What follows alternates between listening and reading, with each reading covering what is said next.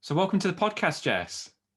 Hi Jack, how's it Hi. going? Yeah, good, thank you. How about yourself? Oh, very good, thank you. Good stuff. Now, I think we realised we were chatting the other day that we were at uni together, weren't we? And I think you were the year above me.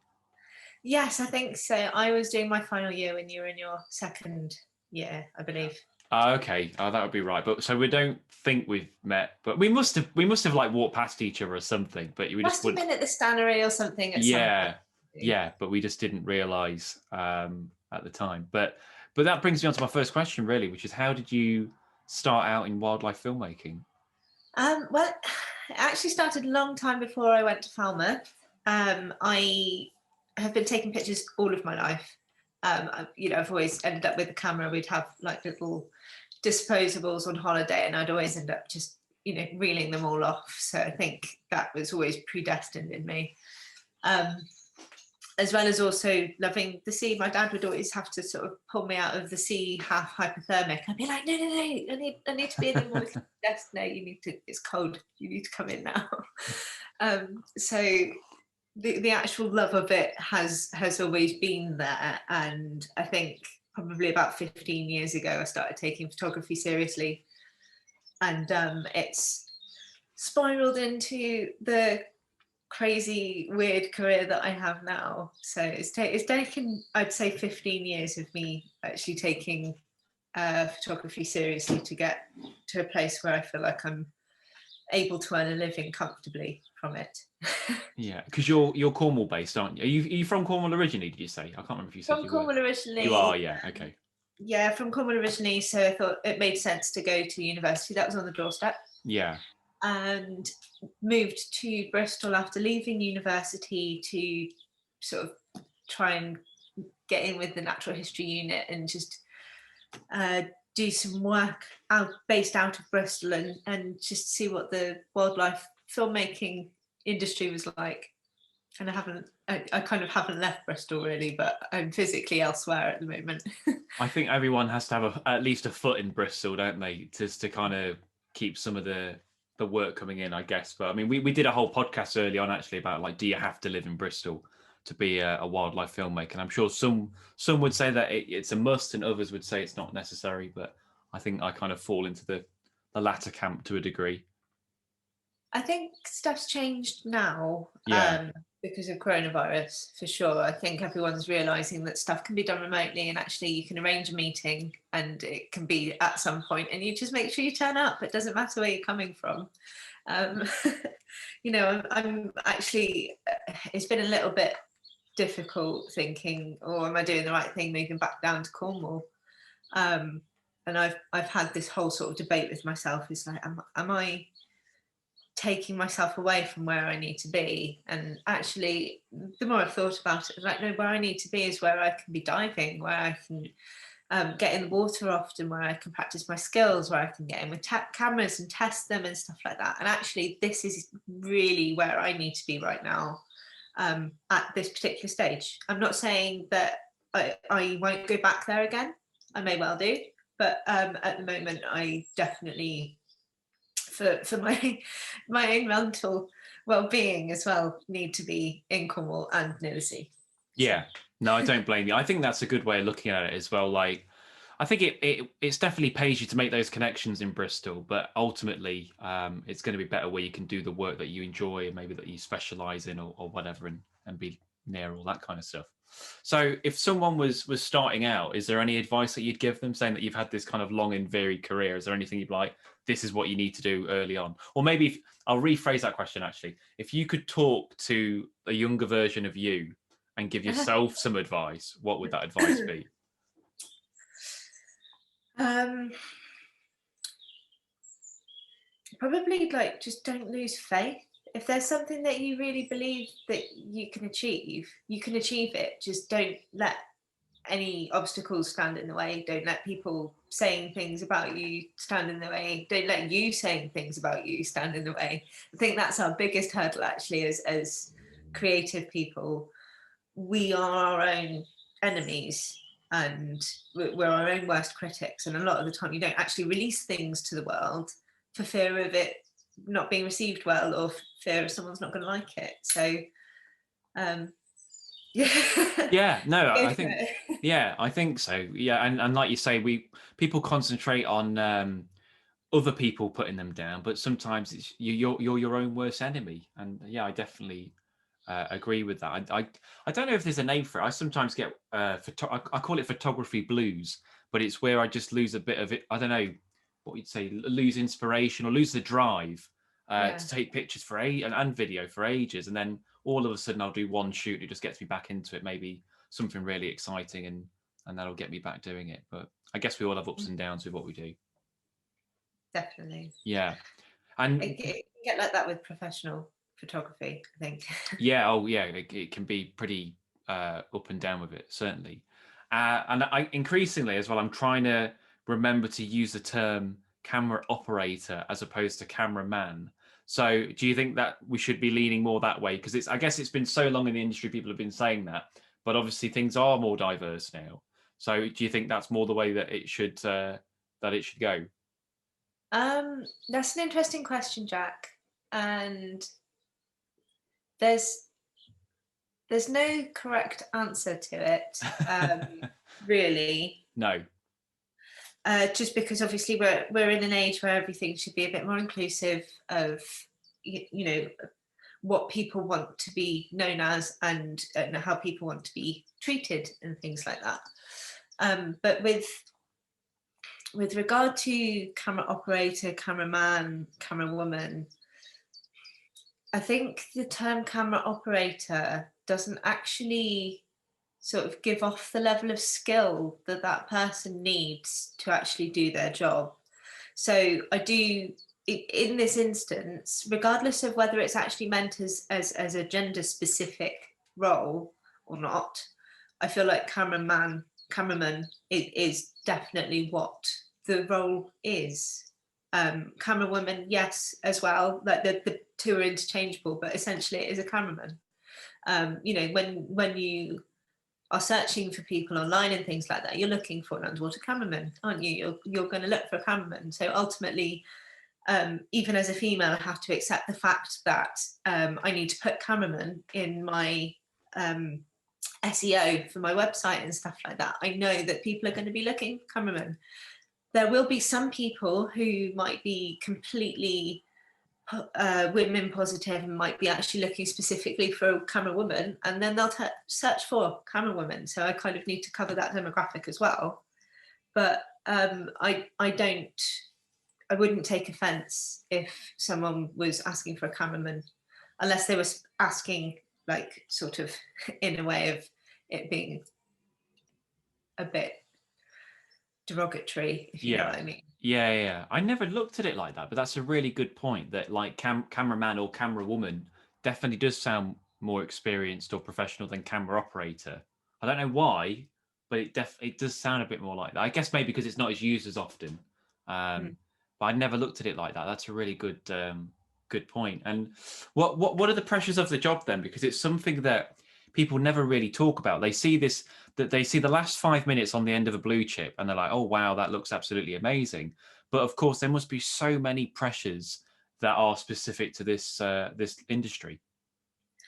Oh God, there are so many, and it's not just down to you either. There's so many other people that are under pressure too. So you're um, essentially, when you're on location, most of the work is done. All of the researching has been done. All of the logistics and everything's been sorted. They know what we're going to film, and basically, you're there to do what everyone else has been working really hard to do. So there's that element of I better not f this up. So it's Yeah, just yeah. you're there and you're like, right, okay, we've only got like one chance to do this, and hopefully everything falls into place. Hopefully the weather plays ball, hopefully the cameras play ball, hopefully the animal plays ball. That's probably the most important thing, is actually you can have all of your everything in the right place at the right time, but your animal might not decide to do what it's actually supposed to do. Yeah. Like, why are you not doing this thing? And actually, in those situations, you just have to be like, well, we get it. We don't. But we've tried. We can't make things do things they're not supposed to be doing. Yeah. So Definitely. yes, it's TV at the end of the day. So yeah, there is pressure, but there it is also, you have to accept that it's not, life-changing surgery or. No, no, no, no. Do you find it to be cutthroat at all? Like, so say if you don't get the footage, do you think that the people in charge and the bean counters kind of look at you a bit unfavorably, or are they a little bit more understanding? um I don't know. I wouldn't I wouldn't be able to tell you. Okay. I have been on shoots that haven't succeeded, and they just work around it. They'll Yeah. find like maybe a slightly different narrative, or they'll use different shots and things, and or they might use archive. So something might get brought in that was shot before, but they're like, oh, we haven't quite got enough coverage of this. They'll bring in some stuff maybe that's been shot before, depending on budget, or maybe they'll go and film it again next year if they've still got another year on the project. Yeah. There's lots of things that are possible, and also it depends on the risk of the behaviour that you're going to film as well, because you've got probably like several high risk ones that are like, oh my god, this would be amazing if we could get, and then you've also got like the slightly low risk ones that are maybe contingency.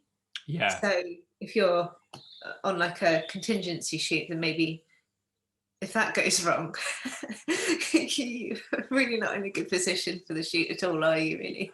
No, and I guess it depends where you're in the food chain as well. Like if you're a more experienced cameraman, camerawoman, then they're not necessarily gonna blame you. It's like, well, that's it. But if you're maybe a little bit lower, and this is the shoot that's gonna make or break you, and it goes tits up, then it might make you sweat a little bit whether they're gonna use you or not. And I guess the producer's like, oh well, they didn't quite do it. Maybe find someone else, or I don't know. I guess each producer is completely different, and it depends on what behavior you're trying to film. Um, the thing is with that, I've found that producers and directors and people that make the decisions as to who gets the job, they look very carefully at what you've done before. They'll Yeah, look at your show reel, they'll look at your CV, they'll speak to people. Obviously, you may get a personal reference, but at the end of the day, if they look at your show reel, or if you don't have a show reel at all and they can't actually see that you can do any work, then you're not going to get that job. So the chance that you're going to be put in a position that is so sink or swim is probably quite unlikely, yeah, because there's so much riding, so much money and so much time and effort riding on these things, that they're not going to want to take a punt on someone who's not experienced. They're going to want to go with a known entity, someone they know that's going to be able to deliver. yeah. Well, that makes sense. Like, I mean, I guess with the blue chips, it must be thousands and thousands of pounds that they're spending on some of these singular shoots. So that does make a lot of sense. I guess it must as well that the job must take a toll on your social and family life to a degree. Not to get too personal, but again, it's another thing that people don't talk about. But like, I mean, the classic one that springs to mind is, do you know Lindsay McRae? I don't. I You know of don't. her, but You I know don't know. you know of him. So like he went to the Antarctic for 11 months filming, and he missed the birth of his first child.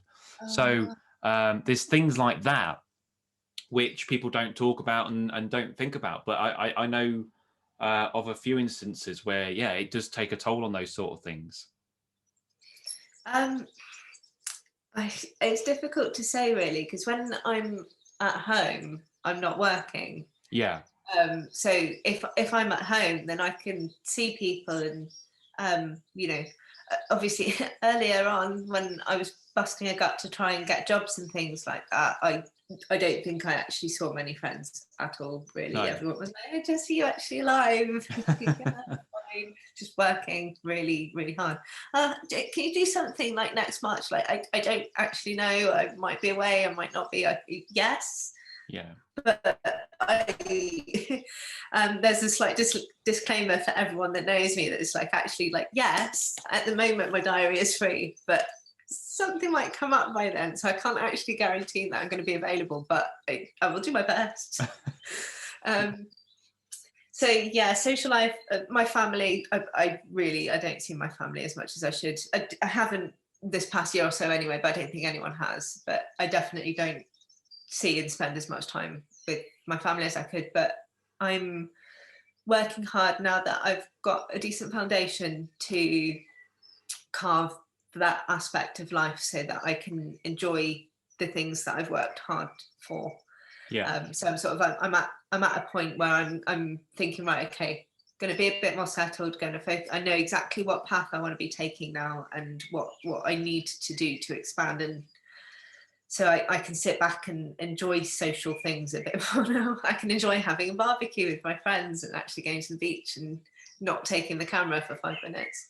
Yeah, definitely. I mean, I guess on paper it can be quite unsociable because typically you're up very early and you might be out particularly late, and they're the best times to shoot, and you're away from friends and family. So I guess it depends how busy you are on what you're doing. But I would think it, like you mentioned early on in your career, it can certainly take a bit of a toll on those sort of things. It's Yeah. definitely worth the effort, though. Oh yeah, if you yeah. can afford the time. Yeah, I guess it just depends on what drive you've got and whether you want to, push those sort of things. Another thing that, again, and there might not be an answer to this question, but I thought I'd flush it past you. But do you think there are any elements of privilege in wildlife filmmaking, which I know might be a difficult one to pull a thread on, but I'll say what I say anyway, and then you can add to it if you like. But like, if you look at a lot of and I'm not saying there's anything wrong with this, but if you look at a lot of wildlife camera ops, they tend to be white, male, and middle class overwhelmingly. Nearly everyone's got a double barrel name. I don't know why that's the thing in wildlife filmmaking, but nearly everyone has got that. And in fact, to the point that I won't name him, but one of my friends was considering changing his name to have a double barrel because he thought it'd get more work. So yeah, but there is, again, and I'm not saying there's anything wrong with that. It's just an observation. But I don't know what your thoughts are on it. It's a difficult question to answer without causing offence to someone Yeah, down the line. I know. So I'll answer it as best as I can in that context, because of, essentially I'm still a small wheel. So any comments that I have. I don't want you to burn any bridges before they're built. So no, that's fine. Exactly. And any comments that I have on it are purely my own and not representative of We'll do a disclaimer at the beginning.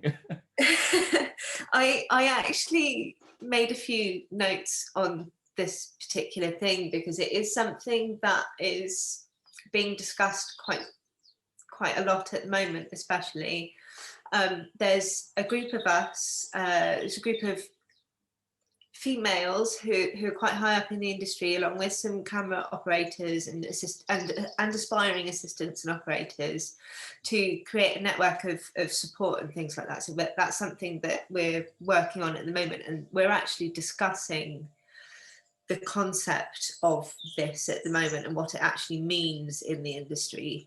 And I think it's unfair to say that privilege comes in one particular form, because there are actually lots of different branches to it. A privilege could be a skin color, it could also be the amount of money that you have or the person that you know. So there's many different types. So to say that like one is privileged in the industry, well, in what way? Yeah. Kind of the right question to be asking. So factually and statistically, there are more male, white, slightly more monetarily enhanced men in the industry, specifically in the technical roles. Yeah. But it's unfair to say that those men have been given the money in a hereditary way. They may well have worked very hard. Yeah. It's unfair to judge how that person's acquired that privilege at all in this instinct, because someone might have been left some money and they're like, actually, I'm going to go and buy a red. They've spent £100,000 on camera kit that they want, and they know that they're going to be able to make a living out of. So it's unfair for me to pass judgment on that person because they've worked hard. There are acts of nepotism, but I think they're fewer and further between as we sort of go on now. Everything's changing. I think a lot of people are realizing that this needs a bit of a shake up at the moment. And there's obviously then also the question of your identification as well. There's the identification question and there's the race question here too. Statistically, there are less, black females in the industry than there are white females. That's a fact, and it's the same with the other minorities. There are going to be less of those people, but it's not necessarily because they're not talented enough. It could actually genuinely be down to the fact that they haven't been given the opportunity to get their hands on a camera or even touch and play with lights and things like that, and actually experience photography so that they know that they want to go and do that as a career.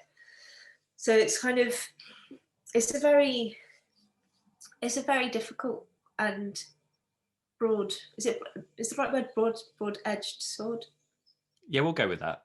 Yeah. And also, obviously, then you don't only have that to contend with, you also have the fact that some people do have quite a lot of money, and they also have a lot of support as well. Like they could go away for periods of time and not necessarily have too many responsibilities by way of family or finances and things, and they can afford to go away for a few months filming, getting their show reel together and come back, and then they can go around and hit the circuit and say, hey, here's my stuff, I'm an operator now. And they can also, it's about having, it's kind of like a capital thing, actually. It's kind of about the amount of capital that you have. If you have a bit of capital, then you can actually afford to withstand the periods of drought that will inevitably occur in your career. So that there are periods of time that you'll have no work, and you need the wherewithal, finance-wise, and also mental health-wise. But that's another bow. That's another bow. String to the bow. There we go. Oh God, sorry. That's okay. There's normally a phone goes off in every podcast, so that's fine. So yeah, you need enough capital to actually be able to keep yourself in the industry as well, because it might well be that maybe you're looking for some jobs and you're having interviews and things, but you're looking at your bank account and it's literally like, oh God, I've got like £5. Shall I get a coffee or shall I just and having that stress is quite difficult, and that will make or break whether you stay in the industry or not. A lot of the time it's not necessarily whether you're actually capable of doing the work, it's whether you can afford to wait for the big jobs that are going to define your career. A lot of the time. No, I completely agree with what you're saying. I think when you look at perhaps people just starting out as well, and let's say they are from a more disadvantaged background, whatever that may be, it is tough if you haven't got some of the better camera equipment. I'm not saying you have to have good camera equipment to take good shots, but it certainly helps. And if you haven't got the money to maybe go to these different places to build up a big show reel, again, you can do an amazing show reel closer to home, but it's going to help if you go to a variety of amazing places. So maybe and again, I'm trying to word this diplomatically as possible without, if you have got the money for those sort of things, it is going to give you a natural leg up. And I think it is a shame. And that's not necessarily the fault of the person who has that money. Like you say, there's all kinds of reasons why they could have that money, but it does mean that people who don't come from those backgrounds are going to be at a natural disadvantage, in my opinion. Yeah, absolutely. Is what I would say. And you touched on it a little bit there as well. And again, I don't know if there is an answer to this, but we're doing all the hard-hitting questions. Normally, it's very, very light podcast. We're going a bit deep today. But why do you think there are so few women or camera women compared to men? Well, this is something that we've been discussing recently, and just based on the research of a small demographic, I can honestly say that it's not necessarily through lack of opportunity being there. I think a lot of it is actually us as individuals holding ourselves back, and maybe I can't speak for everyone, but I can speak for myself, and I know that I'm really guilty of it. I'm guilty of not applying for something because I don't think I'm going to get it, because I don't think I'm good enough. And I know that so many of my friends and peers, not just females, males as well, will absolutely not apply for stuff because they don't think they're good enough. And it sort of looks like from our little pool of people that have been talking about it, that actually potentially the reason why they're not getting the jobs is because they're not putting themselves forward for them.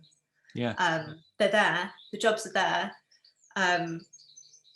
There's also, you know, having the confidence to just reach out to people and get in touch with get hold of cameras and get experience hands-on using them.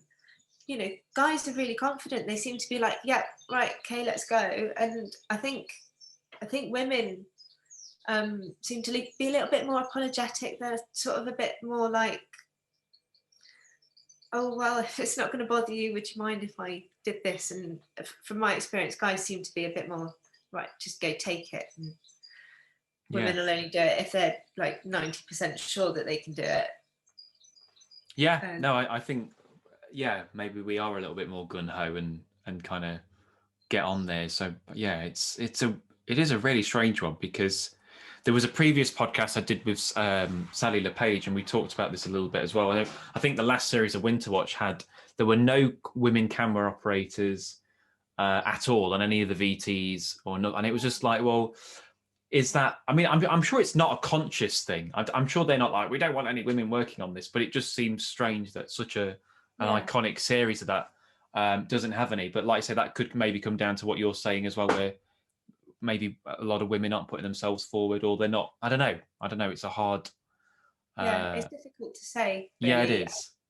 And then also, of the people that do put themselves forward are, and this goes for men as well, of any people that put themselves forward for any jobs, no matter what company, are the percentage of people who put themselves forward who are women actually is good. You know, I can say this because I'm a woman. We're exploring all of this at the moment. I'm not being like politically incorrect right now. I'm including myself in this. Are we good enough? And if we are good enough, why are we not able to show that we're good enough?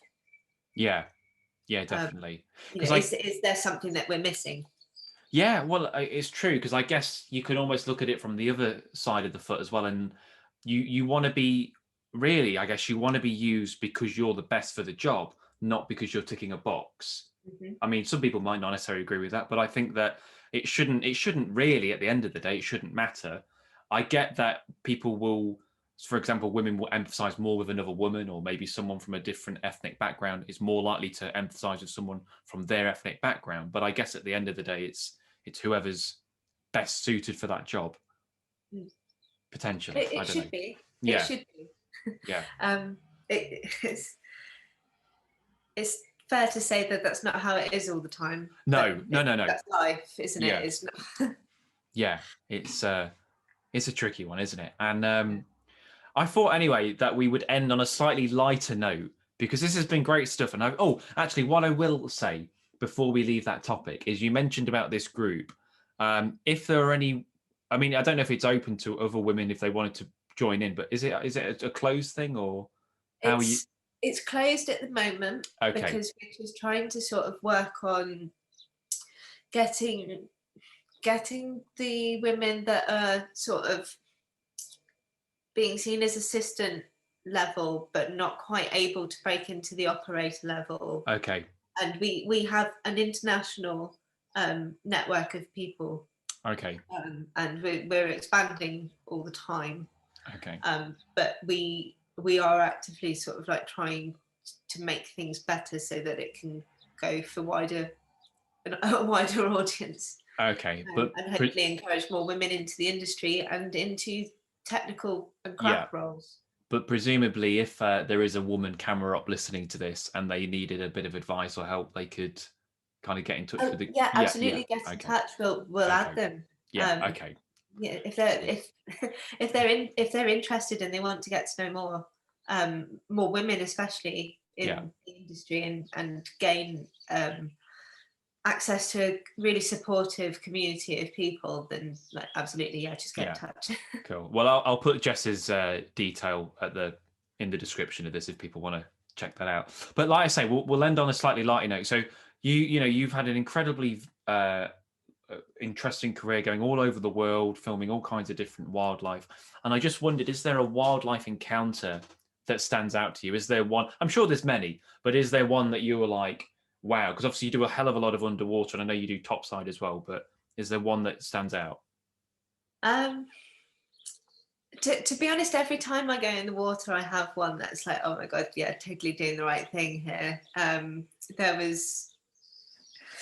was a time when I was in North. This is probably notably the most incredible experience of my life, where I'm like, I want to be doing this every single day.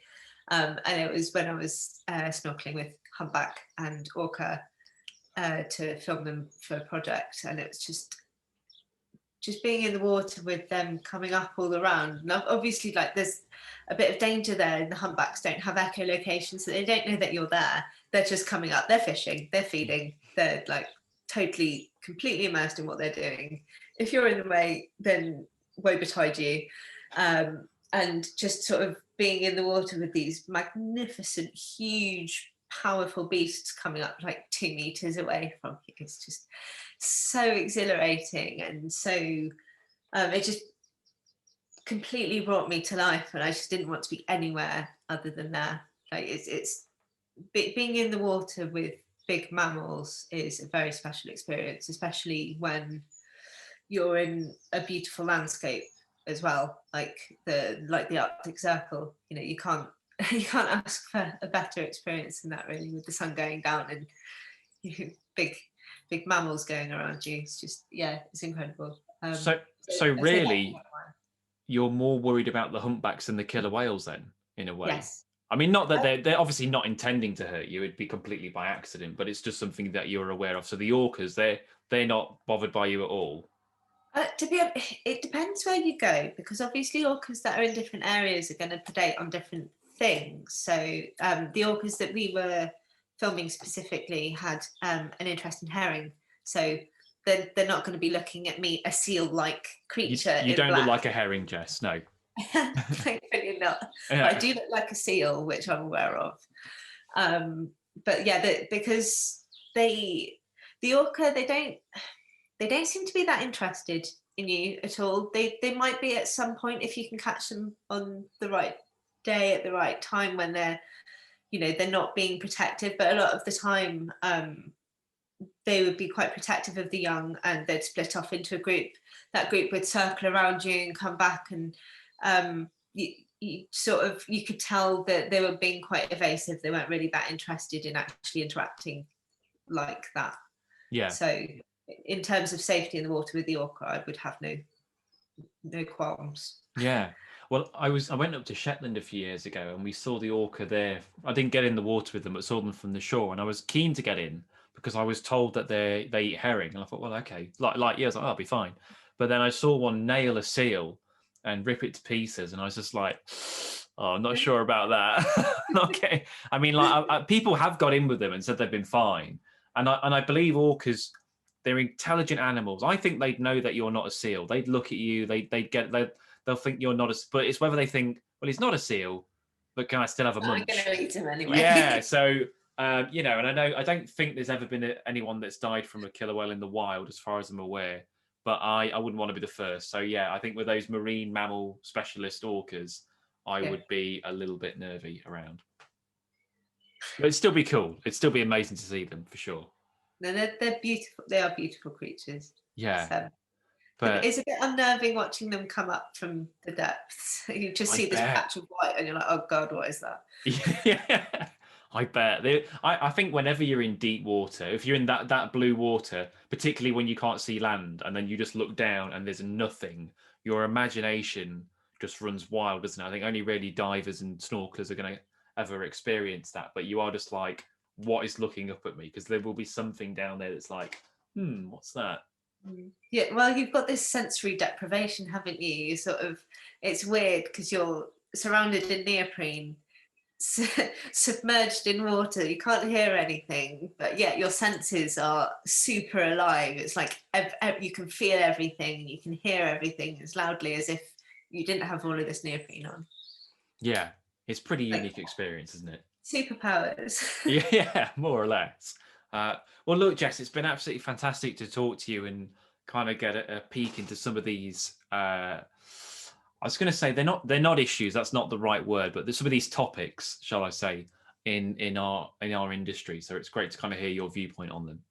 It's been great to actually discuss them, to be honest, Jack, because they are things that I think a lot of people evade talking about them just because they don't want to create some sort of, I don't know, argument about things. And actually, you know, they exist. So why don't we talk about them and actually make them not a thing, Yeah, or try and address why it is a thing and make it less so? yeah. No, I think so. It's healthy to kind of freshen it out. It's almost like you're just hiding it away when there's nothing wrong with talking about it, and maybe it'll help a few people. Hopefully, it will. We'll see. Yeah, well, I hope so. Yeah. And if anyone has any questions, that's listening that wants to talk about underwater stuff or cameras or diving or just has any questions about anything, just get in touch. Yeah, I can vouch for that. Jess is a lovely person, and she'll certainly help you out. Well, look, Jess, I'll catch you soon. Thanks for coming on. Thanks for having me. Speak to you soon.